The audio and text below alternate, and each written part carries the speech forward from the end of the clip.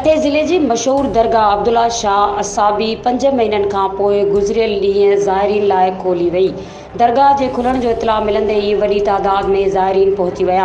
अक़ीदतमंद जुलूस जी सूरत में चादरूं ऐं गुल खणी दरगाह अंदरि दाख़िल, जॾहिं त इन ई मौक़े ते दरगाह जे ख़लीफ़नि मां ख़लीफ़ो शकील कुरैशी, ख़लीफ़ो राहिब अली कुरैशी, पीर आगा मुस्तफ़ा जीलानी ऐं औक़ाफ़ खाते जे मैनेजर नवाज़ ख़ान शिरकत करे चादरूं चाढ़े अक़ीदतमंदीअ जो इज़हार कयो। मज़ीद खबरों और तफ़सीलात के लिए विज़िट करें हमारी वेबसाइट www.awamiNewsHD.com।